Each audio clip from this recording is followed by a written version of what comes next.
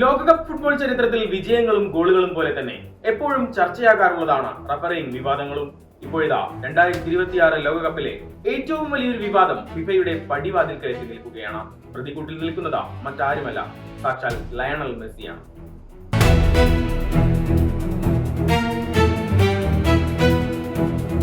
Kansas സിറ്റിയിൽ നടന്ന മത്സരത്തിൽ അൾജീരിയയെ എതിരില്ലാത്ത 3 ഗോളുകൾക്ക് തകർത്ത അർജന്റീന വിജയം ആഘോഷിച്ചെങ്കിലും മൈതാനത്തിന് പുറത്ത് കളി ഇനിയും തീർന്നിട്ടില്ല.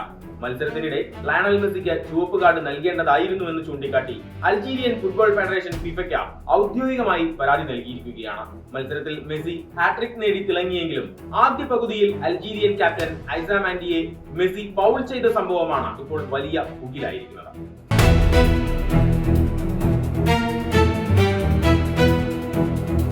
പിന്നിൽ നിന്നുയർന്ന മെസ്സി മാൻഡിയുടെ കാലിൽ ഇടിക്കുകയായിരുന്നുവെന്നാണ് അൾജീരിയയുടെ പരാതി. ഇതിന് തീർച്ചയായും ചുവപ്പ് കാർഡ് നൽകണമായിരുന്നു. പ്രശസ്ത റഫറി സൈമൺ മാർസിനിയാകും VAR-ഉം ഈ സംഭവം കണ്ടില്ലെന്ന് നടിച്ചതിനെതിരെ അന്താരാഷ്ട്ര വാർത്താ ഏജൻസിയായ റോയിട്ടേഴ്സ് അടക്കം റിപ്പോർട്ട് ചെയ്തു കഴിഞ്ഞു. മെസ്സിയുടെ ഫൗൾ മാത്രമല്ല, രണ്ടാം പകുതിയിൽ അലക്സിസ് മാക് അലിസ്റ്റർ അൾജീരിയൻ താരം ഇബ്രാഹിം മാസയെ കൈമുട്ടുകൊണ്ടിടിച്ചതും റഫറിമാർ അവഗണിച്ചുവെന്നും അൾജീരിയ ആരോപിക്കുന്നു. അന്യായമായി കാര്യങ്ങൾ കൈകാര്യം ചെയ്യപ്പെടുമ്പോൾ മിണ്ടാതിരിക്കാൻ കഴിയില്ലെന്നാണ് അവർ വ്യക്തമാക്കുന്നത്. ഈ വിവാദം ഇവിടെയും തീരുന്നില്ല.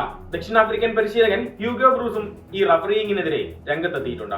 സമാനമായ ഒരു ഫൗളിന് തന്റെ ടീമിലെ മിഡ്ഫീൽഡർ ടെംബെസ്വാൻഡയ്ക്ക് 3 മത്സരങ്ങളിൽ നിന്ന് വിലക്കേർപ്പെടുത്തിയത് ചൂണ്ടിക്കാട്ടിയാണ് അദ്ദേഹം പ്രതികരിച്ചത്.